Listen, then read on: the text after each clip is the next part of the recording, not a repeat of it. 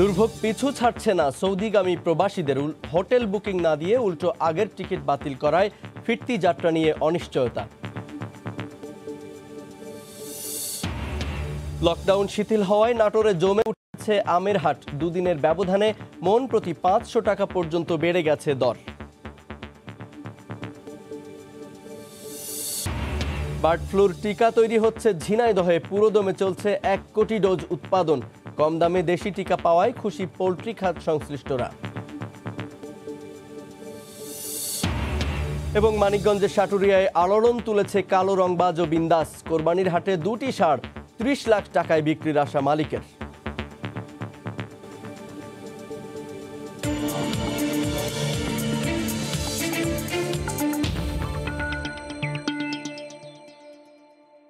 দেখছিলেন শিরোনাম। আমন্ত্রণ জানাচ্ছি দেশ ও দেশের বাইরের অর্থ বাণিজ্যের নানা খবর নিয়ে আমাদের নিয়মিত আয়োজন এ সময়ের বাণিজ্যে।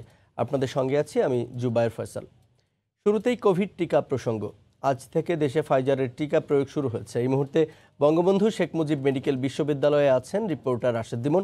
সরাসরি যোগ দিচ্ছি তার সঙ্গে। রাশেদ, ফয়সাল, এই মুহূর্তে এই টিকা কেন্দ্রে ফাইজার বায়োনটেকের টিকা এর মধ্যে কিন্তু প্রায় 30-40 জনের মতো মানুষের দেহে প্রয়োগ করা হয়েছে। যারা প্রয়োগ করেছে বা যারা টিকা নিয়েছেন তারা কিন্তু পাশের রুমে অপেক্ষা করছে। এবং টিকা নেওয়ার পরে আমরা এর আগে যেমন দেখেছি যে খুব একটা পার্শ্ব প্রতিক্রিয়া বা সে ধরনের কোনো কিছু এখনো পর্যন্ত আমরা লক্ষ্য করিনি। এবং টিকাটা যেহেতু এটা একটু সেন্সিটিভ টিকা, তাপমাত্রার ক্ষেত্রেও একটু ইয়া রয়েছে, সে কারণে আর কি প্রয়োগের ক্ষেত্রে একটু আমরা দেখছি যে বাড়তি সতর্ক নিয়ে আসলে করা হচ্ছে। আমাদের সঙ্গে আছেন মির্জাদি সাবরিনা ফরল। আমি একটু তার কাছে জানতে চাচ্ছি, আপনার সরাসরি সম্প্রচারে আছে যে বিষয়টি, মানে এই যে ফাইজার অনেকদিন ধরে যেহেতু টিকার একটা ক্রাইসিস চলছে, তো ফাইজারের টিকা নিয়ে মানুষের মধ্যে একটু বেশি আগ্রহ। অনেকেই আছেন যারা নিবন্ধন করে এখন টিকার জন্য অপেক্ষা করছেন। এই টিকা দেওয়ার ক্ষেত্রে কাদের প্রাধান্য দিচ্ছেন, কিভাবে তাদের বেছে নিচ্ছেন? আমরা এখন পর্যন্ত কোনো নির্দিষ্ট গ্রুপকে প্রাধান্য দিচ্ছি না। যারা ইতিমধ্যে তালিকাভুক্ত রয়েছেন, রেজিস্ট্রেশন করেছেন, মানে নিবন্ধিত, তাদের থেকেই টিকা দেওয়া হচ্ছে। পরবর্তীতে যদি আমাদের চিন্তার মধ্যে রয়েছে যারা প্রবাসী শ্রমিক, যে সমস্ত কিছু কিছু দেশে আছে যেখানে রেস্ট্রিকশন আছে যে ওই টিকাটা না দিলেই তারা ওই সমস্ত দেশে যেতে পারবেন না, এরকম আছে, সেই সমস্ত ক্ষেত্রে হয়তো আমরা তাদেরকে অগ্রাধিকার তালিকায় নিয়ে আসতে পারি। কিন্তু আজকের পর্যন্ত শুধুমাত্র যারা নিবন্ধিত তাদেরকে টিকা দেওয়া হচ্ছে।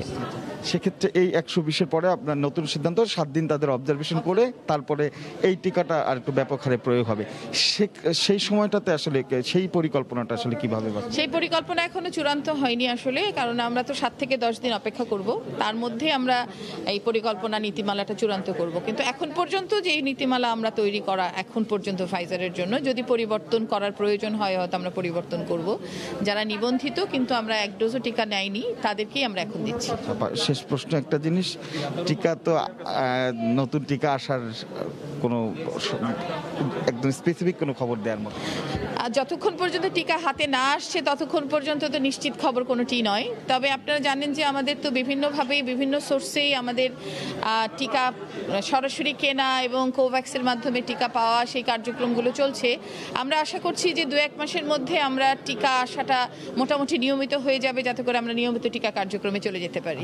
সেই তালিকায় কি অক্সফোর্ড অ্যাস্ট্রাজেনেকার আসার সম্ভাবনা কতখানি আছে? বিভিন্ন টিকা আসারই সম্ভাবনা রয়েছে। অক্সফোর্ড অ্যাস্ট্রাজেনেকাও আছে তার সেই তালিকার সম্ভাবনার মধ্যে।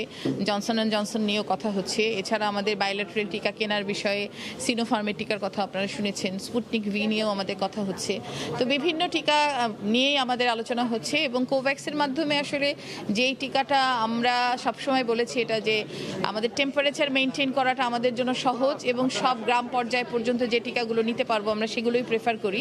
সেই দিক থেকে জনসন অ্যান্ড জনসন, অ্যাস্ট্রাজেনেকা, এই টিকাগুলোকে, সিনোফার্ম, স্পুটনিক ভি, এগুলোকে আমরা প্রায়োরিটি দিই। ফাইজারের টিকাটা আপনারা জানেন কোভ্যাক্সের মাধ্যমে পেয়েছি এবং যেহেতু আমাদের ঢাকায় এই কোল্ড চেইন মেনটেন করার ব্যবস্থা রয়েছে সেই জন্য এটা আমরা ঢাকার মধ্যেই সীমাবদ্ধ আকারে দিচ্ছি এবং আসলে এটা ডোজও অনেক কম পেয়েছি আমরা, কিন্তু এটা কোভ্যাক্সের মাধ্যমে এসেছে। তো আমরা আমাদের দিক থেকে সব ধরনের টিকা, যে টিকাই আসুক, যদি টিকার ইফিকেসি ভালো হয় এবং যদি বিশ্ব স্বাস্থ্য সংস্থা বা কোনো উন্নত দেশে যদি এটা আগে থেকে রেজিস্ট্রেশন পাওয়া থাকে এবং আমাদের ডিজি ড্রাগ অ্যাডমিনিস্ট্রেশনের রেজিস্ট্রেশন পেলে সেই টিকাগুলোকে আমরা গ্রহণ করে আমরা আমাদের জনগোষ্ঠীকে দেব। তার মানে যেগুলোকে অনুমোদন দেওয়া আছে সবসময় যেমন জনসনকে দেওয়া হলো এইগুলোর দিকে বেশি ফোকাস। আর একটু ছোট করে যে মানুষগুলো আসলে সেকেন্ড ডোজের জন্য অপেক্ষা করছে তাদের আসলে কি বলবেন? আমরা এখন পর্যন্ত সেকেন্ড ডোজ আমাদের বন্ধ হয়ে যায়নি, কোনো কেন্দ্রে বন্ধ হয়েছে, মানে বেশিরভাগ কেন্দ্রে বন্ধ হয়েছে, কোনো কেন্দ্রে কিন্তু এখনো চলছে। যেমন এই কেন্দ্রেও কিন্তু সেকেন্ড ডোজ আমাদের এখনো দেওয়া হচ্ছে। তো আমরা সেকেন্ড ডোজ আপনারা জানেন যে 8 সপ্তাহ থেকে 12 সপ্তাহের মধ্যে দেওয়ার একটা মানে কি বলবো ইন্ডিকেশন রয়েছে। যদিও কোনো দেশে 16 সপ্তাহ পর্যন্ত অপেক্ষা করা যাচ্ছে, আবার মানে এভাবেও বলা আছে যদি 16 সপ্তাহের মধ্যে দেওয়া না যায় যখন টিকা পাওয়া যাবে তখন দিলেও হবে। তো সব কিছু মিলিয়ে আমরা চেষ্টা করছি, এটা আপনারা জানেন যে অ্যাস্ট্রাজেনেকার টিকাই যাতে আমরা পাই এবং যারা প্রথম ডোজ পাইনি তাদেরকে যাতে আমরা দ্বিতীয় ডোজ দিতে পারি। আমরা আশা করছি অ্যাস্ট্রাজেনেকার টিকাও আমরা পেয়ে যাব। ইতিমধ্যে আমরা অগাস্ট মাস নাগাদ পেতে পারি বলে একটা নিউজ আমাদের কাছে আছে, কিন্তু এটা আপনারা জানেন, আপনারা আমাদের মাননীয় স্বাস্থ্যমন্ত্রী মহোদয় জানিয়েছেন। কিন্তু এখন পর্যন্ত নিশ্চিত না হওয়া পর্যন্ত আমরা পরিকল্পনা কবে থেকে দিব সেগুলো চূড়ান্ত পরিকল্পনা করা হচ্ছে না। ধন্যবাদ আপনাকে। জি, এতক্ষণ শুনছিলাম আসলে টিকা নিয়ে একটু বিস্তারিতই শুনছিলাম। তো অনেক সম্ভাবনার কথা, অনেক প্রত্যাশার কথা শুনছি। আমরাও আসলে যে বিষয়টি বলছি, তবে এই মুহূর্তে যেটি বলছে যে ফাইজারের টিকা দান কর্মসূচি চলছে এবং এটি একটি কাঠামোর মধ্যে এনে আগামী 7 থেকে 10 দিন পরে আরেকটু ব্যাপক হারে পরিচালনা করা হবে। তো এই ছিল জুবায়ের আমার কাছ থেকে এখনকার মতো। দেশে শুরু হয়েছে ফাইজার বায়োএনটেকের করোনা টিকা প্রদান। রাশেদ দিমনের সঙ্গে যুক্ত হয়ে বঙ্গবন্ধু শেখ মুজিব মেডিকেল বিশ্ববিদ্যালয় থেকে জানাচ্ছিলেন doctor Mirjadi Sebrina Flora. Hotel বুকিংয়ের জটিলতায় দুর্ভোগ পিছু ছাড়ছে না সৌদিগামী প্রবাসীদের। বেশি সমস্যায় পড়েছেন ফিরতি টিকিট কেটে আসা যাত্রীরা। হোটেল বুকিং না দিয়ে উল্টো বিমান বাংলাদেশ এয়ারলাইন্স অনেকেরই আগের টিকিট বাতিল করে নতুন করে টিকিট কিনতে বলেছে। হোটেল বুকিংয়ের জন্য অতিরিক্ত টাকা নেওয়ারও অভিযোগ করেছেন তারা। হাজিরা শিউলির রিপোর্ট। যথাসময়ে কর্মস্থলে ফেরার টিকিট রিকনফার্ম করতে রোদে পুড়ে বৃষ্টিতে ভিজে মতিঝিলে বিমান অফিসে ধর্ণা দিচ্ছেন দেশের বিভিন্ন অঞ্চলের শত শত প্রবাসী। কয়েকদিন ঘুরে কর্তৃপক্ষের দেয়া তারিখে হোটেল বুকিং দিতে আসার পর অনেক যাত্রীকে জানানো হয় আগের টিকিট বাতিল। এদিকে ফ্লাইটের সময় ঘনিয়ে এলেও হোটেল বুকিং দিতে পারছেন না অনেকে। কালকে 6:20 আমার ফ্লাইট, কিন্তু এখনো হোটেল বুকিং দিতে পারি না। বিচার মেয়াদ তো বেশি দিন না, 11 তারিখ পর্যন্ত না যেতে পারি, তাহলে আমি আর যাইতে পারব না। এদিকে হোটেল বুকিং এর জন্য 66,000 টাকা নেয়ার কথা থাকলেও বিমান 80,000 টাকা নিচ্ছে বলে অভিযোগ যাত্রীদের। আজকে 80,000 টাকা ওরা দাবি করছে এবং বলছে যে আগের যে টিকিট ছিল এই টিকিটটা ক্যান্সেল। একজন প্রবাসী কিভাবে বহন করবে 80,000 টাকা, যাদের অর্থ সম্বল এবং 6 মাস থেকে অনেক কিছু বিলুপ্ত হয়ে গেছে।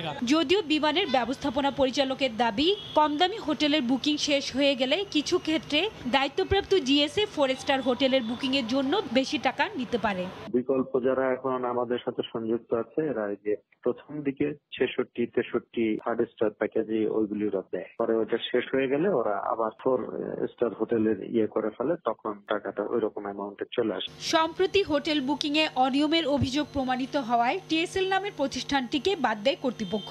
এরপর থেকে বিমানের জেনারেল সেলস এজেন্ট ইলাফ এভিয়েশনকে সৌদিগামীদের হোটেল বুকিং এর দায়িত্ব দেওয়া হয়। বর্তমানে প্রায় 50,000 সৌদি প্রবাসী কর্মস্থলে ফেরার অপেক্ষায় আছেন। হাজিরা শিউলি, সময় সংবাদ, ঢাকা। নাটোরে জমে উঠেছে আমের হাট। দ্বিতীয় দফার লকডাউন কিছুটা শিথিল থাকায় দূর দূরান্ত থেকে পাইকাররা আসছেন আম কিনতে। এতে দুদিনের ব্যবধানে আমের দাম প্রকারভেদে মন প্রতি 300 থেকে 500 টাকা পর্যন্ত বেড়ে গেছে। নাটোর থেকে আল মামুনের পাঠানো তথ্য ও ছবিতে রিপোর্ট। নাটোর পৌরসভায় 7 দিনের লকডাউন শুরু হয় 9 জুন থেকে। দ্বিতীয় দফায় লকডাউন বাড়ানো হয় 22 জুন পর্যন্ত। এতেই বিপাকে পড়েন জেলার আম ব্যবসায়ীরা। ক্রেতার সংখ্যা কমে যায় শহরের চক বৈদ্যনাথ আমের হাটে। তবে বর্তমানে লকডাউন শিথিল করায় আমের এই হাটে আসতে শুরু করেছেন দূরের পাইকাররা। মিষ্টি জাতের আম 13টির মধ্যে এখানে পাওয়া যাচ্ছে হাড়িভাঙ্গা, ক্ষীরসাপাত, ল্যাংড়া, গোপালভোগ, আম্রপলি, ফজলি, মোহনভোগ ও বাড়িচার। কেনাবেচা জমজমাট থাকায় দুদিনের ব্যবধানে বেড়ে গেছে আমের দামও। প্রকারভেদে মন প্রতি 300 থেকে 500 টাকা বেড়ে 1200 থেকে 1800 টাকায় বিক্রি হচ্ছে আম। খরচ আছে 1800-2000 উপরে। এখন যে একটু আমের দাম বাড়ছে, এতে করে কৃষকের ক্ষতিপূরণ হবে না। এদিকে লকডাউন উঠে যাওয়ার পর আমের দাম আরো বাড়তে পারে বলে ধারণা করছেন আড়তদাররা। আগের চাইতে একটু বেশি দাম, মনে 100-150 টাকা বেশি আছে। আশা করছি আমরা যা এই লকডাউনটা যদি শিথিল হয় তাহলে কৃষকেরা আরও 100 টাকা মন প্রতি বৃদ্ধি পাবে। চলতি মৌসুমে জেলায় ৮০,০০০ মেট্রিক টনের মতো আম উৎপাদনের আশা করছে কৃষি বিভাগ। আর শুধু এই আমের হাটেই প্রতি মৌসুমে ৮ থেকে ১০,০০০ মেট্রিক টন আম বিক্রি হয়। সময় সংবাদ, নাটোর। এদিকে দিনাজপুরেও জমজমাট আমের বেচাকেনা। প্রতিমন মিশ্রিভোগ, ল্যাংড়া গোপালভোগ ও হাড়িভাঙা ১৪০০ থেকে ১৬০০ টাকায় বিক্রি হচ্ছে। বিস্তারিত জানাতে বড় মাঠে আমের বাজারে আছেন সহকর্মী গোলাম নবী দুলাল। সরাসরি যোগ দিচ্ছি তার সঙ্গে। দুলাল। ফয়সাল, আমি এই মুহূর্তে দিনাজপুর বড় মাঠে আম এবং লিচুর পাইকারি বাজারে রয়েছে। এটি অনেক বড় একটি বাজার।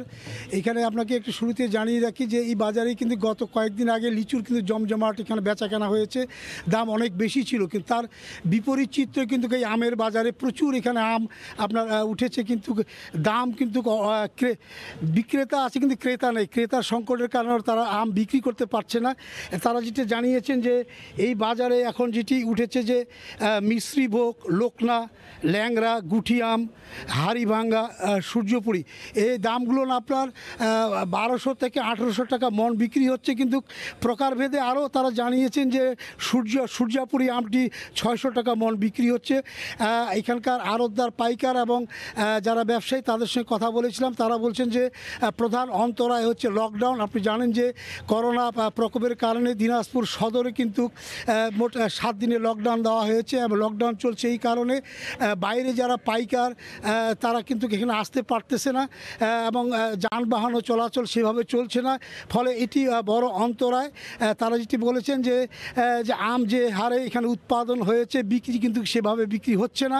তারপরও তারা বলছেন যে লিচুতে যে লাভটি করেছেন, আমও কিন্তু তার অর্ধেকেরও কম তারা লাভ করছেন। এবং সকাল থেকে সন্ধ্যা পর্যন্ত তারা যে বেচাকেনা করছেন, এই বেচাকেনাতে তাদের কিন্তু সেভাবে কিন্তু আপনার লাভ না হলে অনেকে বলছেন যে লোকসানের অবস্থায় তারা পড়েছেন। এদিকে আপনার জেলা কৃষি সম্প্রসারণ বিভাগের সঙ্গে কথা বলেছিলাম, তারা বলেছেন আম অনেক উৎপাদন হয়েছে, কিন্তু এখানে যে আপনার বিপণন ব্যবস্থা সেটি কিন্তু সেভাবে না থাকার কারণে আম বাগানিরা কিন্তু আপনার লোকসানের মুখে পড়েছেন এবং ব্যবসায়ীরাও একই কথা বলেছেন। তারা বলেছেন যে বিশেষ করে কৃষি সম্প্রসারণ বলেছেন যে দিনাজপুরের ১৩ উপজেলায় ৫,৬৯১ হেক্টর জমিতে আমের আবাদ হয়েছে এবং উৎপাদনের যে লক্ষ্যমাত্রা তারা বলেছেন প্রায় ৮০,০০০ মেট্রিক টন। এছাড়া আপনার আম কিন্তু তারা যে বলছেন যে আমের মৌসুমে প্রায় ৩০০ থেকে ৪০০ কোটি টাকা এখানে লেনদেন হয়। তারপরও আমরা দেখেছি এই বড় বাজারে অনেক জায়গা থেকে আপনারা বলছেন যে আম বিক্রি না হওয়ার কারণে রাজশাহী থেকেও নাকি এখানে আম আসছে, এই ধরনের ব্যবসায়ীরা কথা বলেছেন। তো আমার কাছে দিনাজপুর বড় মাঠে আমের সর্বশেষ তথ্য এই ছিল। ফয়সাল। দিনাজপুর থেকে আমের বাজারের খোঁজখবর জানাচ্ছিলেন সহকর্মী গোলাম নবী দুলাল। চাকুরিতে পুনর্বহলের দাবিতে মানববন্ধন করেছে কলকারখানা পরিদর্শন অধিদপ্তরের চাকুরিচ্যুত কর্মচারীরা। রাজধানীর বিজয়নগরে শ্রম ভবনের সামনে দিনভর এই কর্মসূচি পালন করেন তারা। গতকাল দুপুর ১২টা থেকে শুরু হওয়া কর্মসূচিতে অংশগ্রহণকারীরা জানান, গত ৫ই মার্চ এক দিনের নোটিশে শ্রম ও কর্মসংস্থান মন্ত্রণালয়ের অধীনে কলকারখানা প্রতিষ্ঠান পরিদর্শন অধিদপ্তরের ১৬২ জন কর্মচারীকে চাকুরিচ্যুত করা হয়। এর আগে ৩ বছর ধরে আউটসোর্সিংয়ের মাধ্যমে প্রতিষ্ঠানটিতে কাজ করে আসছিলেন তারা। হঠাৎ করে চাকুরিচ্যুত করায় করোনার মহামারীর মধ্যে পরিবারগুলো মানবেতর জীবনযাপন করছে। তারা চাকুরি ফিরে পেতে প্রধানমন্ত্রীর হস্তক্ষেপ কামনা করেন।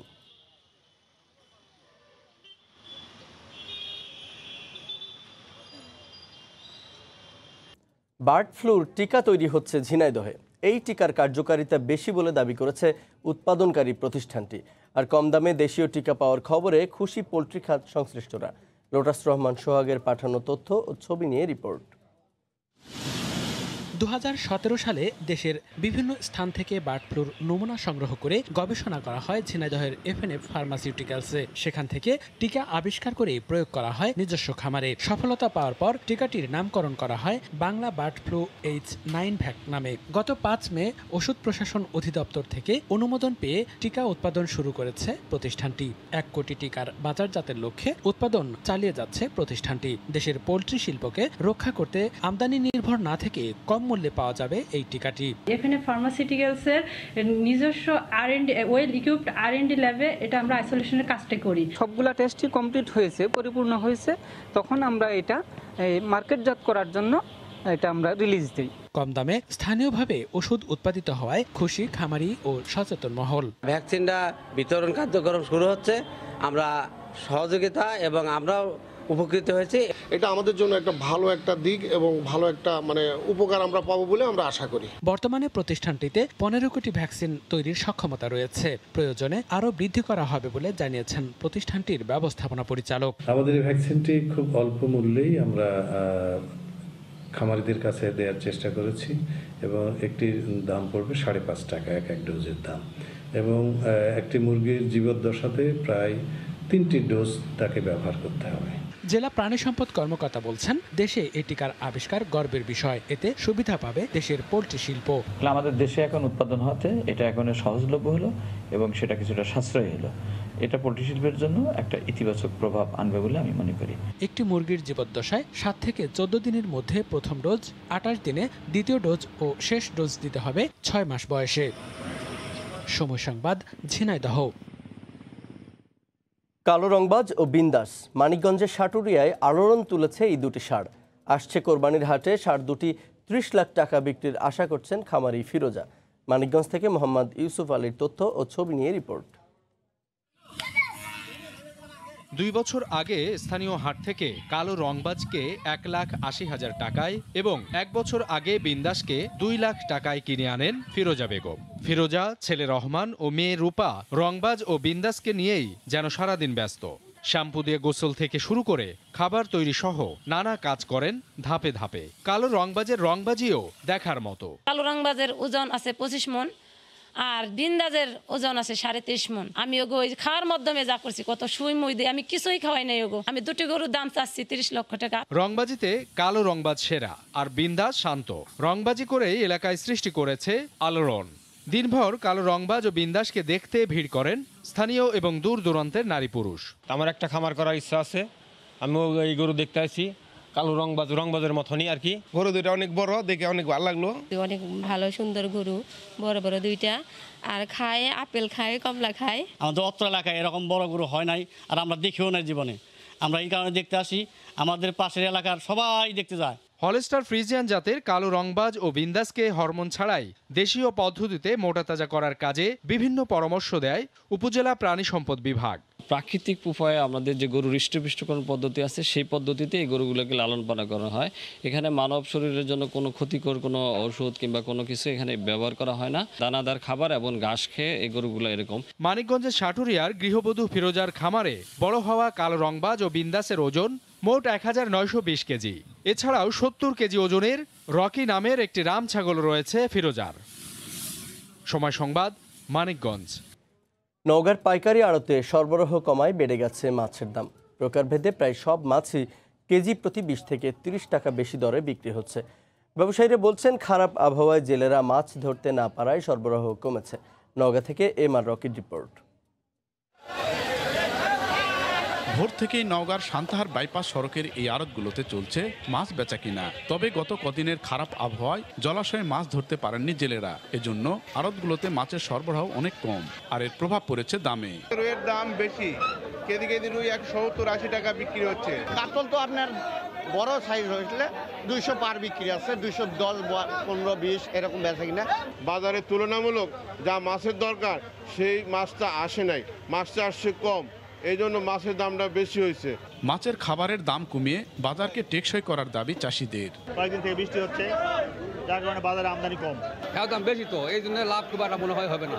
খাদ্যর দামটা বাড়তি, খাদ্যর দামটা যদি সরকার একটু কমাতো তাহলে মাছ চাষ করে লাভ হতো। স্থানীয় সমিতির মতে প্রতিদিন 30 থেকে 35 লাখ টাকার মাছ বেচা কিনা হয় এই আড়তে। এমআর রকি, সময় সংবাদ, নওগাঁ। এদিকে সরবরাহ কমায় সিরাজগঞ্জের পৌর পাইকারি বাজারে বেড়ে গেছে সব ধরনের সবজির দাম।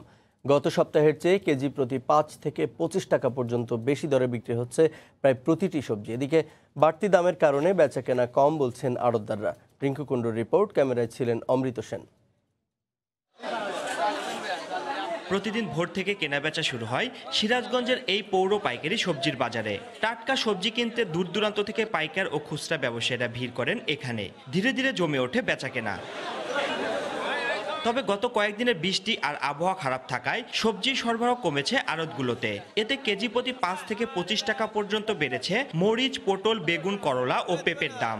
বেগুন 40 টাকা, পটল 35-32, আপনার কাঁচামরিচ 35-30, করলা 50 টাকা কেজি, 40 টাকা কেজি, মরিচ 40 টাকা কেজি। 2-3 দিন আগে যে দামটা ছিল, আজ 2-3 দিন ধরে এই জিনিসের দামটা এখন বেশি। বৃষ্টির কারণে সরবরাহ কম থাকায় আসলে কাঁচা সবজির দাম অনেকটা বেড়েছে। প্রতিদিন ভোর 6টা থেকে সকাল 9টা পর্যন্ত চলা এই পাইকারি বাজারে সবজি কেনাবেচা চলে কমপক্ষে 100টি দোকানে। রিঙ্কু কুন্ডু, সময় সংবাদ, সিরাজগঞ্জ। বাংলাদেশি ইলেকট্রনিক্স পণ্য প্রস্তুতকারক প্রতিষ্ঠান ওয়ালটনের কারখানা পরিদর্শন করেছেন পুঁজিবাজার নিয়ন্ত্রক সংস্থা বিএসএসির চেয়ারম্যান প্রফেসর শিবলি রুবাইয়াতুল ইসলাম। শনিবার গাজীপুরের চন্দ্রায় এই কারখানা পরিদর্শন করেন তিনি।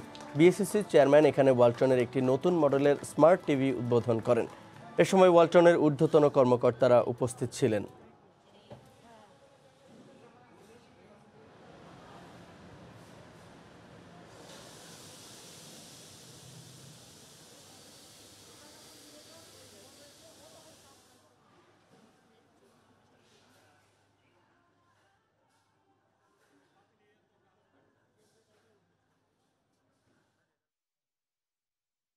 এ সময়ের বাণিজ্যের শীর্ষ সংবাদগুলো জানিয়ে দিচ্ছি আরও একবার। দুর্ভোগ পিছু ছাড়ছে না সৌদিগামী প্রবাসীদের। হোটেল বুকিং না দিয়ে উল্টো আগের টিকিট বাতিল করায় ফিরতি যাত্রা নিয়ে অনিশ্চয়তা। লকডাউন শিথিল হওয়ায় নাটোরে জমে উঠেছে আমের হাট। দুদিনের ব্যবধানে মন প্রতি 500 টাকা পর্যন্ত বেড়ে গেছে দর।